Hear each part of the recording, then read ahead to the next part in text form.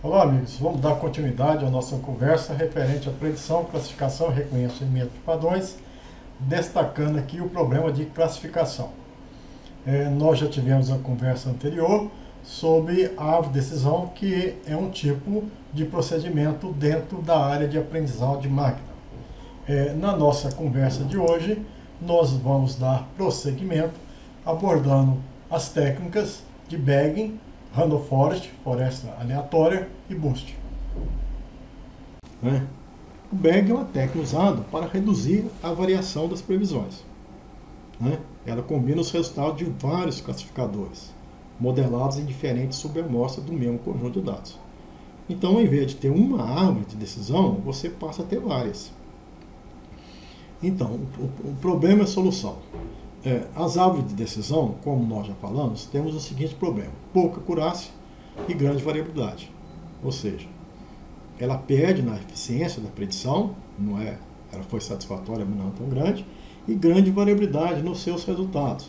Ou seja, você tem essas de 54 até 39, formam então classes bastante discretas, e isso dá uma variação muito grande. Uma solução, então, seria obter diversas amostras. Então, deveria ter diversos conjuntos de dados, coletar vários dados, e você, então, fazer a classificação dos indivíduos, considerando a árvore 1, a árvore 2, até B árvores, e tirar, então, a média ou a moda daqueles classificadores. Como você não tem vários conjuntos de dados, você pode recorrer a um procedimento de reamostragem. Ou seja, o mesmo conjunto de dados, você então fazer uma técnica de bootstrap e ter vários subconjuntos. Então, uma das técnicas, isso aí é feito em árvore não podada, você tendo um conjunto de dados, tá certo? Você então, você tem, por exemplo, N linhas e V variáveis. Então, você coloca as V variáveis aqui, por exemplo, 10 variáveis e 100 indivíduos. E você completa esses dados com 100 informações. Mais 100 informações vindo de amostragem das informações do conjunto original. Então, a gente sorteia aqui o primeiro indivíduo. Então, foi o indivíduo número 50 lá. Então, você traz aqui a informação de 50. O segundo indivíduo, foi o 13. Então, você traz o 13. O terceiro indivíduo foi o 38. Então, você traz o 38. O quarto indivíduo, o 50. Então, você coloca o 50 de novo. Tá certo? Então, serão subconjuntos, muitas vezes do mesmo tamanho, V variável por N, esse aqui é V por N, do mesmo tamanho, só que aqui aproveita, em termos de linha, uma certa quantidade de informações, algumas obviamente repetidas, mas gera aqui um conjunto de dados diferente desse, que nasce desse mesmo conjunto original. Então, tem um conjunto original e geramos vários conjuntos. Por exemplo, vamos dar um exemplo, que nós vamos gerar 500 conjuntos por reamostragem. E aí nós geramos árvore 1, árvore 2, árvore 3, B classificadores, B árvore de decisão. E aí nós temos um classificador combinado. Nós vamos pegar um indivíduo e vamos perguntar para ele em que nó esse indivíduo pertence. Pertence a esse nó, por exemplo, que dá uma média 23. Pertence a esse nó que dá uma média 22,8. Que pertence a esse nó que dá uma média 26. E assim vai. Então, na sua árvore geral, que é uma combinação de todas as B grandes árvores, vai ter uma opinião geral que representa aqui a média, se for problema de regressão, ou a moda, se for problema de classificação. Então, é dessa forma que a gente faz, gerando esses vários classificadores. Então, quais seriam as etapas? Criar vários conjuntos de dados. Isso o computador faz. A amostragem é feita com substituição dos dados originais. Vamos trocar essa palavra substituição com reposição dos dados originais. E a formação de novos conjuntos de dados. Os novos conjuntos de dados podem ter uma fração das linhas, que geralmente são hiperparâmetros de modelo Beck. Uma fração no sentido de representação. Ele tem a mesma quantidade de linhas. Se o arquivo original tinha 100, no arquivo da amostragem tem também 100. Mas representa apenas uma fração. Tá certo? A gente vai entender isso daqui a pouco. Alguns indivíduos vão estar repetidos e outros indivíduos não vão estar representados. Então, nós teríamos então múltiplos classificadores. Depois que você montar os seus arquivos, você passa a gerar os múltiplos classificadores, né, em cada conjunto de dados, num processo semelhante à árvore de decisão. Em geral, o mesmo classificador é modelado em cada conjunto de dados e a partir disso as previsões são feitas. Então você tem várias árvores e que vão ser utilizadas para a classificação. E a decisão final é a combinação das árvores, dos classificadores. A previsão de todos os classificadores são combinados usando a média, a mediana ou a moda, dependendo do problema. Média e mediana para o caso de variáveis contínuas, moda para variáveis multicategóricas. Os valores combinados são geralmente mais robustos do que de uma única árvore, né? A robustez garante então maior acurácia e menor variabilidade entre um valor e outro de predição, né? Então isso é um valor mais adequado. O maior número de modelos são geralmente melhores, ou pode dar um desempenho semelhante ao número mais baixo. Você tem então que dosar. Quantos classificadores você gostaria de ter? Quantas árvores você gostaria de envolver? Será que uma você viu que tem problema? Mas não vão colocar 10, não vão colocar 100, não vão colocar 1000, 100 mil? Será que é bom colocar muitas árvores? Então a gente tem que avaliar uma certa quantidade de classificadores que seja adequado para dar um resultado satisfatório para você. Senão você vai ter o mesmo problema. A sua ambição de colocar vários classificadores, várias árvores, poderá levar a problema de overfit.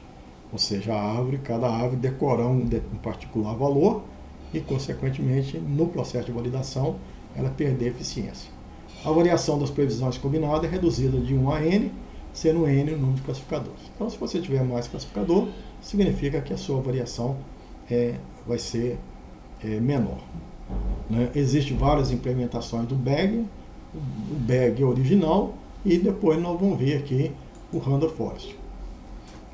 Nós precisamos abrir um parênteses para comentar sobre um assunto importante. Como você faz um processo de amostragem ou reamostragem com reposição, nós já falamos que no seu conjunto de dados, alguns vão estar repetidos e outros não vão estar representados. Tá certo? Esses outros que não estão representados estariam fora, né, do conjunto que é analisado. Eles são out of bag, então estaria fora da sua sacola de análise. E esses indivíduos são importantes, porque a sua rede, a sua árvore de decisão, como são várias, ela vai estar então no processo de overfit, de decorar, né, a primeira informação, a segunda informação, a terceira informação, mas cada árvore vai ter um erro.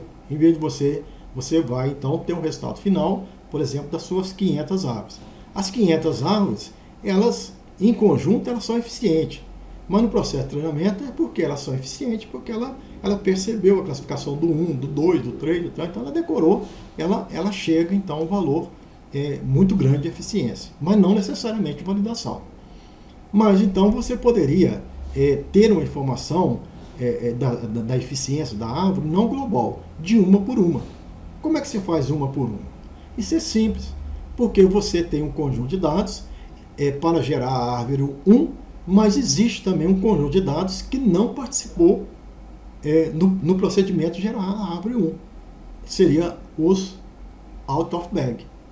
Então, você pode calcular o erro nesses out of bag em cada uma das análises. E você tem um erro de out of bag que corresponde ao erro, inclusive, que a gente prevê que aconteceria no processo de validação. Então, veja, se eu tenho um conjunto de dados aqui representado por esses animais e gerar vários subconjuntos, então algum conjunto, se eu pegar 3 elementos, eu posso sortear aqui esse indivíduo, dog, horse, e assim vai. Tem 3 aqui. Aqui, então, deixou de participar desse conjunto alguns animais, né? Ou, por exemplo, 2. Às vezes você pega 5 mesmo. Aqui nós temos 5, você pega 5, alguns deixaram de fazer parte desse conjunto. Então veja que existe possibilidade de indivíduos aqui repetidos, existe então indivíduos que fazem parte do seu conjunto de dados e indivíduos que não fazem parte do seu conjunto de dados, que vai ser processado, que vai gerar uma árvore de decisão. Se houver N linhas do conjunto de dados de treinamento, Então a probabilidade de não escolher uma linha, a probabilidade de escolher uma linha é 1 em n. A probabilidade de não escolher uma linha no sorteio é n menos 1 sobre n. Certo? Não escolher aquela linha. Uma amostragem com reposição, a probabilidade de não escolher n linhas em um sorteio aleatório, de não escolher no primeiro, no segundo, no terceiro, então é n menos 1 elevado a n. Com limite grande, com n igual a grande, nós temos essa expressão que representa, então, 0,368. Então, existe uma expectativa de que cerca de 37%, a gente às vezes fala 1/3, mas 37%, não participa no procedimento de reamostragem. Por exemplo, se você for lá no MATLAB e mandar sortear o número de 1 até 100, você sorteia o número de 1 até 100 e agora eu quero uma amostra, tá certo? Vou pegar uma nova amostra de tamanho 100. Peguei o primeiro número, sorteio aí, saiu 2, coloca aqui. Sorteio o segundo número, saiu 4, coloca aqui. Sorteio o terceiro número, saiu 4. Terceiro número, quarto número, 4. E assim vai. Aqui são os indivíduos sorteados. Se eu perguntar, se eu fizesse um programa que relaciona para mim aqueles indivíduos que não participaram, eu tinha de 1 até 100. Ele vai falar assim, ó, não participou o 1 não está presente, o 3 não está presente, o 7 não está presente. Quantos indivíduos não estão presentes nesse conjunto? Você vai perceber que se você contar aqui, está direitinho. Dá 37 em 100. Exatamente a minha expectativa de 36,8%. Então, cerca de 37% do meu conjunto de dados não participa. Então, se eu analisar esse conjunto de dados para fazer uma árvore, eu posso analisar esse subconjunto desse conjunto de treinamento para fazer a validação e quantificar a taxa de erro. Essa taxa de erro é a taxa de erro da construção do meu bag. Mas mais importante do que aquelas 500 mil árvores que eu vou gerar no processo de treinamento, mesmo que eu tenha um conjunto auxiliar de validação. Então, o erro estimado nas amostras não incluídas, então você tem uma amostra de treinamento, tá certo? E uma amostra do treinamento que foi destinada à validação. Você pode ter o seu arquivo e partir em treinamento e validação. Mas dentro da amostra de treinamento, o processo de Bootstrap coloca alguns fora da cesta. Então, esses fora da cesta é uma validação, entre aspas, bastante interessante, que gera um erro de classificação, um erro de predição. Esse erro de classificação, um erro de predição, é o erro OB, é o erro estimado nas amostras não incluído no conjunto de treinamento, é conhecido como erro de fora da cesta, OB. O estudo das estimativas do erro, OB, fornece evidências para mostrar que a estimativa é tão precisa quanto usar um conjunto de teste ou um conjunto de validação do mesmo tamanho. Então, na teoria, usar o OB remove a necessidade de ter um conjunto extra de teste ou validação. Mas você pode ter esse conjunto de teste e validação sem problema nenhum. Bom, vamos ver aqui um problema de classificação. Voltar ao problema de classificação. Nesse caso, nós vamos trabalhar com aquele nosso conjunto de dados bastante grande. É um conjunto que envolve 6 populações.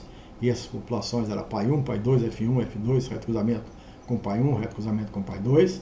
Né? Cada população ela estava representada por 2.000 indivíduos. E nós partimos esse arquivo em arquivo de treinamento e validação. E nesse caso agora nós vamos fazer a técnica do bag, usando então esses 2 arquivos de treinamento e validação, envolvendo cerca de 500 árvores. A gente pode fazer essa análise, deixa eu ver aqui, fazer o processamento dessa análise, chamando o programa Genes, e então a gente já tinha um resultado preliminar da árvore de decisão feita na palestra anterior. Então, na árvore de decisão, nós tínhamos uma taxa de erro de 15% e de 17%. Agora, nós vamos usar o procedimento bag, ou seja, nós vamos, então, considerar vários classificadores e ter, então, para vários classificadores, a opinião a respeito daqueles indivíduos que vão estar classificados e uma opinião global que vai me dar, então, a classificação final. Então, a nossa análise vai envolver cerca de 500 árvores. E nesse caso específico, nós tivemos então cerca de dessa quantidade de erro. Deixa eu apenas chamar aqui o procedimento.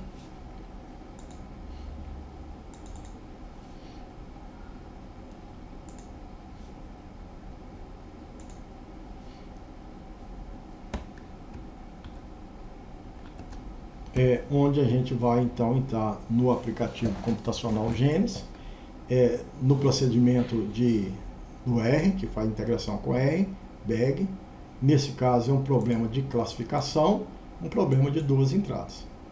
Aqui nós tínhamos então o nosso arquivo de dados de 6 populações, um destinado a treinamento e o outro destinado à validação, aqui com cerca de 10 variáveis. Nós já tínhamos dado o nome das variáveis, a primeira coluna refere-se à população e as demais às variáveis discretas, e nós vamos processar os nossos dados.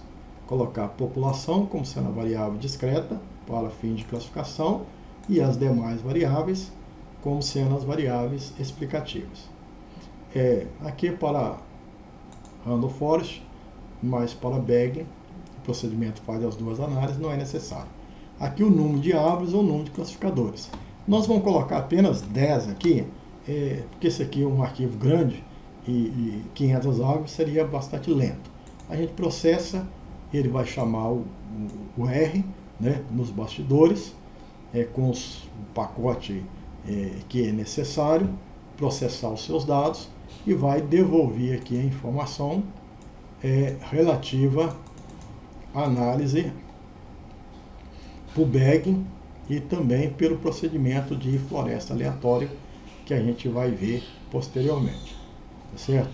E nós temos também aqui algumas saídas relativas a gráficos. Então é possível ter aqui importância de variáveis, predições e tudo mais. Pois bem, então essa seria a forma de processar os seus dados e nós vamos visualizar aqui as respostas. Então, usando o procedimento de BAG, a gente que tinha uma taxa de erro de 15 e de 17, né, de treinamento e de validação, usando árvore de decisão, se a gente optar pelo BAG, a gente passa a ter um erro de treinamento de 8,07 e de 13. Então, bastante mais favorável em termos de treinamento e mais favorável em termos de validação. Passou de 17 para 13. Né? Aqui nós temos os erros de classificação fora da diagonal para as diversas populações consideradas. Nós também temos aqui as importâncias das variáveis. As variáveis, existem várias maneiras de calcular a importância, pelo decréscimo no índice Gini e pelo decréscimo na acurácia, aqui traduzindo então, de novo, a importância das variáveis x3, x6, x9, são características de maior heredabilidade. Né? E aqui são medidas diferentes. Aqui a gente tem um gráfico interessante que dá a taxa de erro para cada um dessas populações. A taxa de erro global foi de 8,07. Então, à medida que eu vou aumentando, eu pedi análise de 500 árvores. Mas a gente vai vendo que se eu tivesse pedido, por exemplo, com 100 árvores, eu teria tido um resultado semelhante ao resultado de 500 árvores. Então, a taxa de erro é uma taxa de erro que ela está estabilizada, não só para F2, para RC1, RC1B, P1, P2, F1, mas o médio que representa, então, o OB.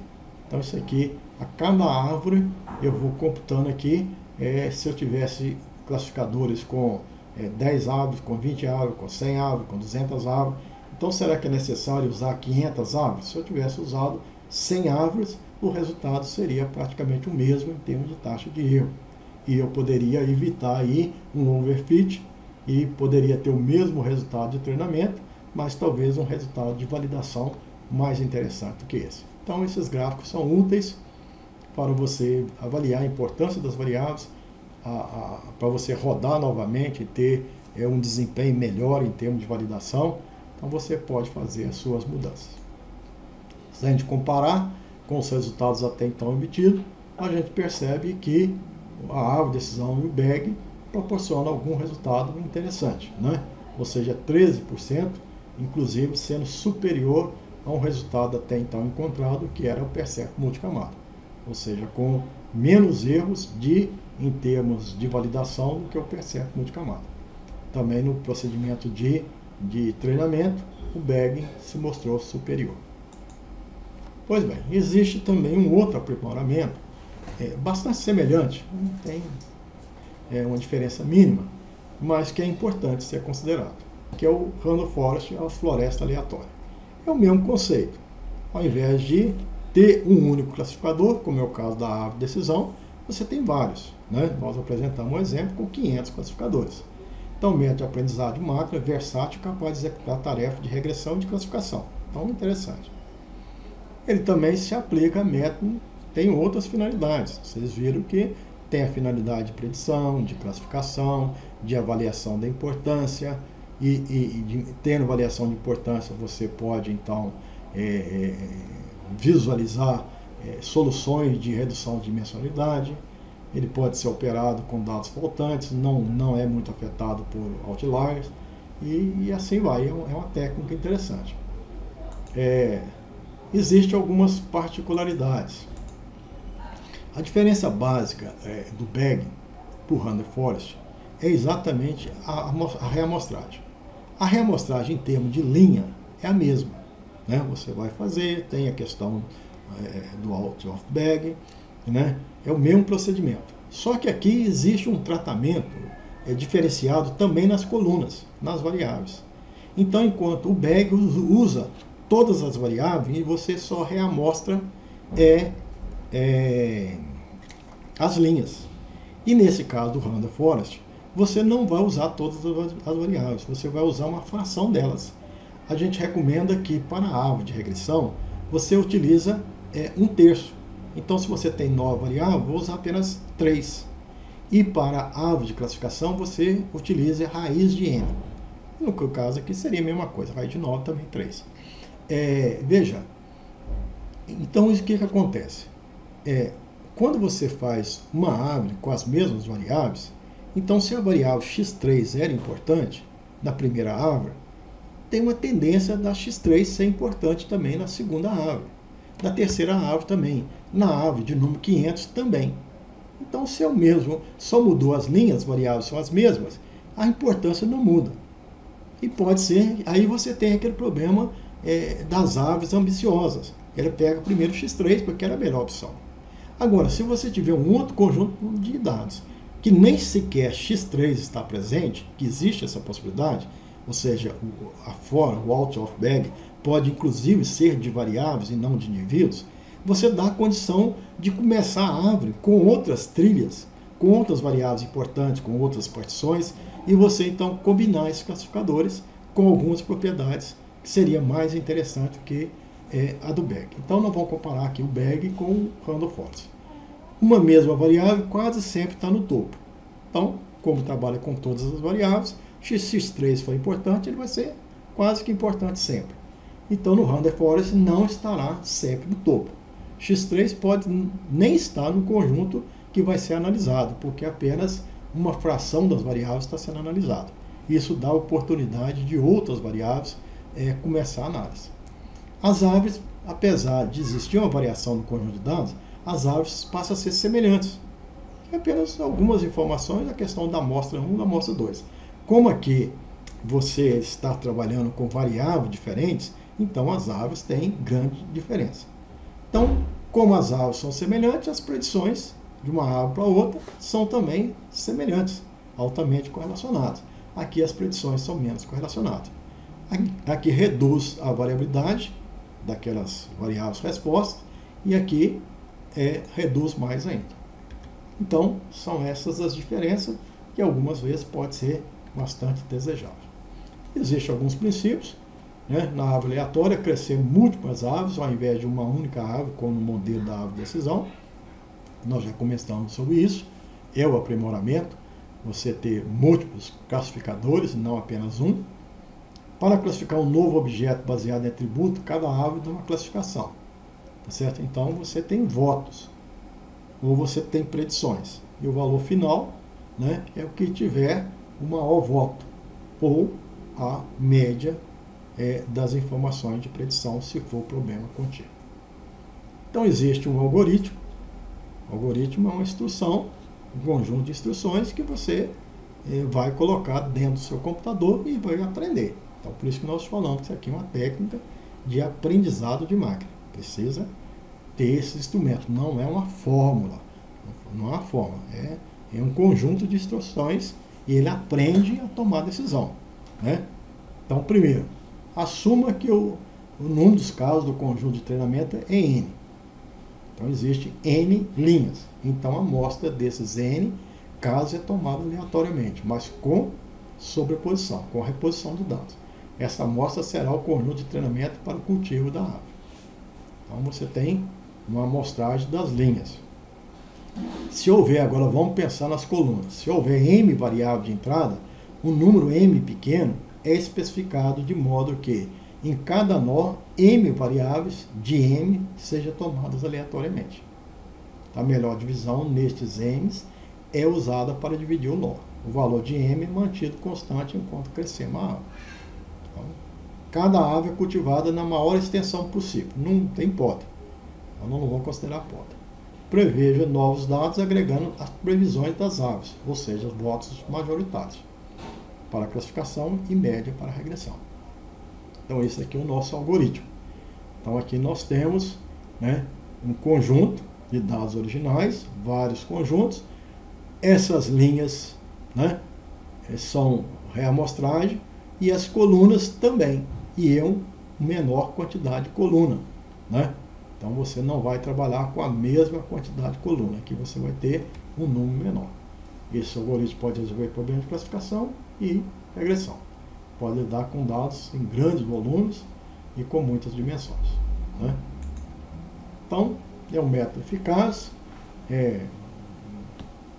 com algumas características importantes, que resolve o problema, soluções inclusive com dados faltantes, equilibra erro em conjunto de dados onde as classes não são tão equilibradas, problemas classificatórios onde você tem a classe 1 com 1000 indivíduos, a classe 2 com 100 indivíduos, a classe 3 com 20 indivíduos. Então isso na decisão aqui equilibra mais. A floresta aleatória envolve a amostragem dos dados de entrada com substituição, chamado como amostragem de bootstrap. Normalmente um terço dos dados não é usado. Esse um terço é aquele 36%, 37% e pode ser usado para teste ou validação. Então esses valores são chamados, essa amostragem são os dados out of bag, fora da cesta. A desvantagem, ela faz um bom trabalho na classificação, mas nas predições, né, de variáveis contínuas também ela tem algum problema, né, com perda de dados, mas com resultado bastante satisfatório em muitas situações. No caso de regressão, não prevê além do intervalo de dados de treinamento, né? Significa que uma baixa possibilidade de extrapolação, elas podem sobreajustar, decorar, principalmente quando os dados não tenham muito ruído, né? Muita discrepância. A floresta aleatória pode ser considerada uma caixa preta para quem faz modelagem estatística. Porque você entra com os dados e tem classificadores, você não sabe o valor, né, como regressão, valor de B1, B2, B3, mas você pode ajustar perfeitamente essa crítica que algumas pessoas fazem em relação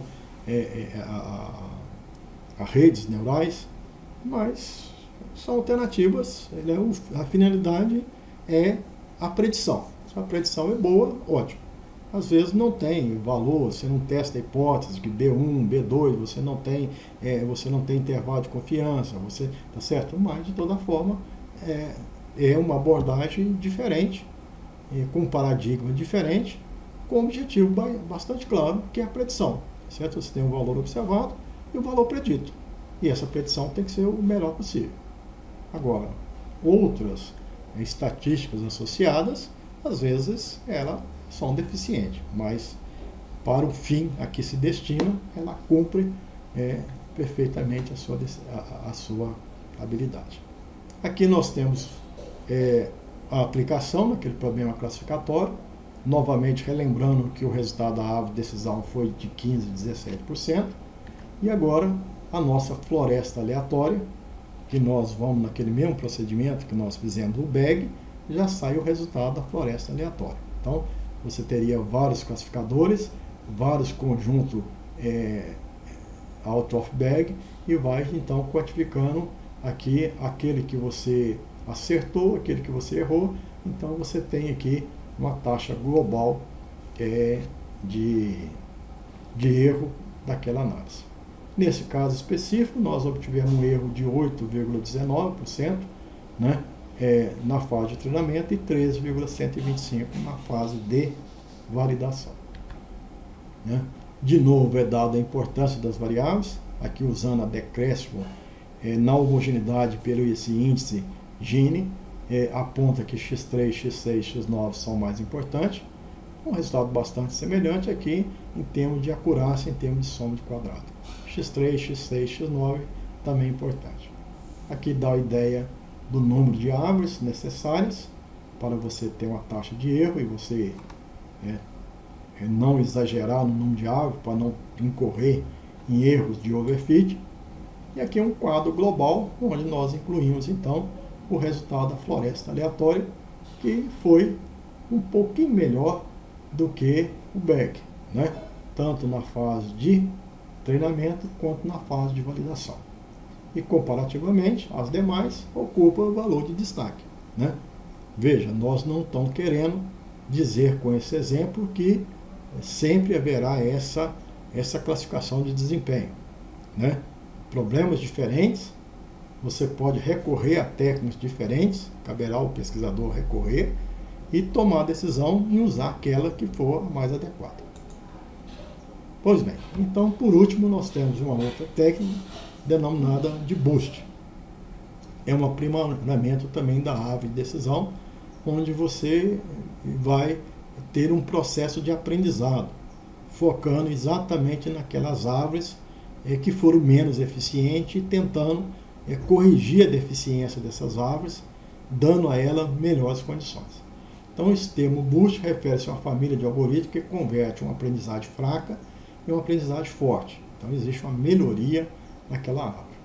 Para converter a aprendizagem fraca em aprendizagem forte, combinaremos a previsão de cada aprendizagem fraca como no método, usando a média ponderada, usando a média ponderada e considerando a previsão que tiver mais votos. Então, o boost combina o aprendizado fraco, também conhecido como a base de aprendizado. Sob ela você vai refinando para formar uma regra forte.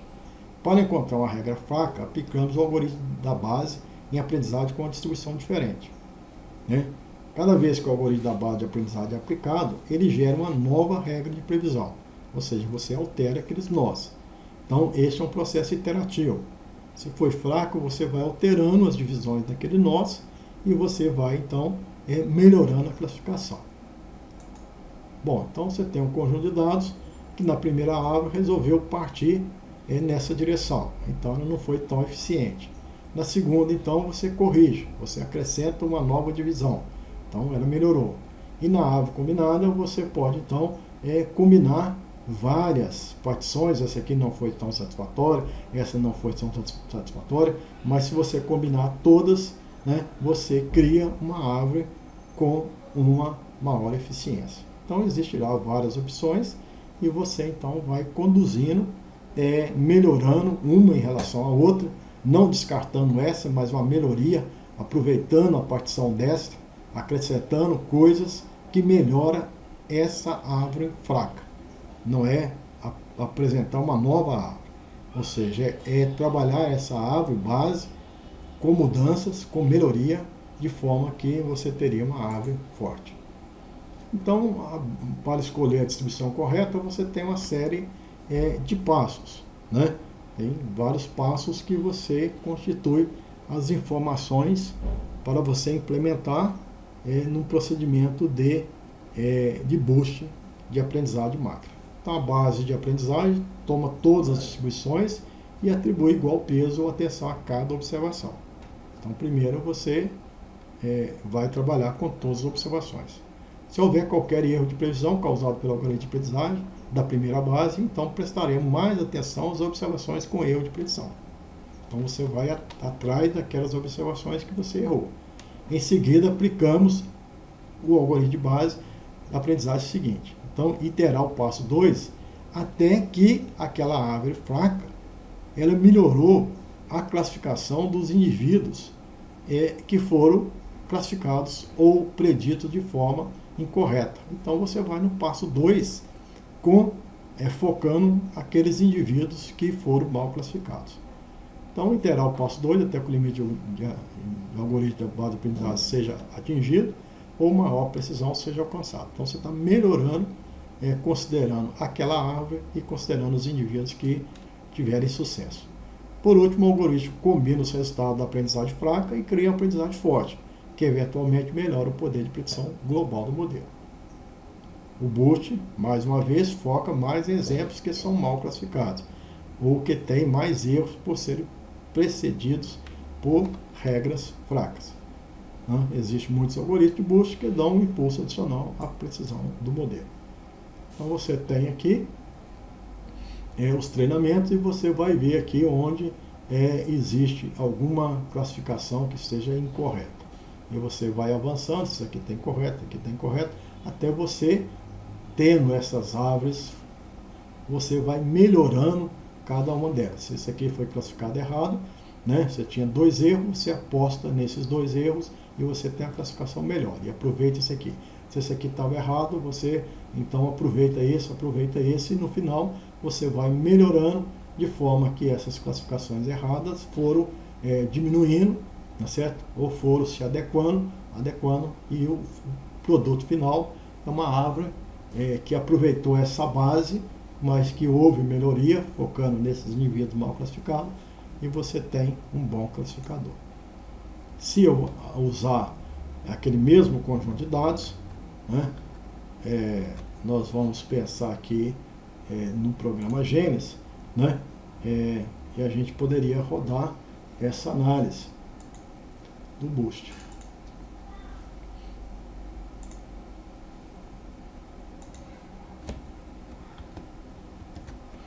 Então a gente iria em inteligência computacional, em Boost, aqui problema de classificação, 2 entradas. Então a gente vai dizer aqui que o nosso arquivo é o arquivo 6P, treinamento. Aqui o arquivo 6P de validação.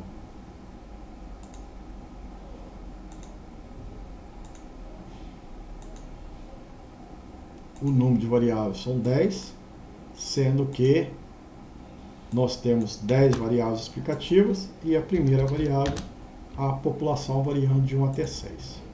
E aqui então vou processar meus dados. Vou escolher a variável resposta e a população e as variáveis explicativas x1 até x3.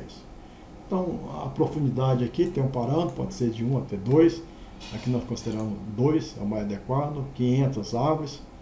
Aqui se eu desejo ou não validação cruzada. Aqui existe, no processo de aprendizagem, você pode estabelecer esse parâmetro. Depois vocês consultam lá o pacote. Se for dados binários, você usa a distribuição de Bernoulli, aqui multinomial, e você então faz o processamento dos seus dados, considerar apenas 10 árvores para ser mais rápido, e vai chamar o R e posteriormente obter os seus resultados. Então você tem aqui os seus resultados em termos de gerar algumas informações das árvores de decisão e informação do Boost. E vai ter aqui uma série de informações que a gente vai ver de uma forma mais clara na nossa apresentação. Pois bem, então existe aqui a classificação, a taxa de erro no processamento, a partir do treinamento. Aqui a importância das variáveis, explicitado em forma gráfica, o valor aqui, novamente destacando as variáveis de maior identidade, x3, x6, x9. Então a técnica é bastante interessante para identificar a importância de variáveis e, consequentemente, útil, não só per si, mas em trabalho de redução de dimensionalidade. e nós temos a taxa de erro aqui no conjunto de dados de validação. Então veja que a taxa de erro foi bastante reduzida para fim de treinamento, mas não se mostrou tão adequada ou inferior a outras técnicas para fim de validação. Então veja que ao chegar nessa tabela final, a gente percebe que a gente tem várias opções para fazer então a classificação, várias técnicas, outras poderiam ser colocadas aqui, como é o caso de caminhos, como é o caso de componentes principais, né? Mistura de distribuições, e a gente então aprendeu um conjunto e comparou os resultados e podemos escolher aquele que foi mais apropriado, que a gente julga ser interessante. Podemos escolher também outras informações que cada uma das técnicas proporciona, sobre a importância de cada variável. Podemos aprender sobre o overfit de cada uma das técnicas. E nós temos aqui um conjunto de resultados específicos. Né? Novamente realçando que não queremos chegar nesse quadro final e apontar que a técnica A é ruim, que a técnica B é a melhor. Não, é só um quadro comparativo para esse conjunto de dados com certas características. Outros conjuntos de dados, você vai ter que aplicar as diversas técnicas e ver qual que é que proporciona o melhor, o resultado mais adequado, mais preciso, mais conveniente para você. Então, a gente só deixa a mensagem de que um determinado problema, um conjunto de dados que demandou tempo, mão de obra, especialistas, dinheiro, e ele foi gerado. E agora você quer então usar esse conjunto de dados. Usar esse conjunto de dados significa que você vai recorrer a uma série de procedimentos para melhor tomar decisão. Dado caro, dado trabalhoso, ele precisa, é necessário, uma tomada de decisão a mais apropriada possível. Nós estamos aqui apresentando alguma delas. Nós temos aqui 1, 2, 3, 4, 5, 6, 7, 8, 9 técnicas para a gente tomar a decisão de classificação de indivíduos em relação a 6 populações. Temos resultados, elas são bastante próximas, algumas mais, outras menos eficientes. Então a gente espera que com essa nossa conversa vocês podem ter acrescentado conhecimento para ser usado em análise de dados. Então, essa por hoje é só. A gente agradece a atenção de todos e esperamos aí ter contribuído para um acréscimo em termos de conhecimento de análise de dados. Muito obrigado e até lá.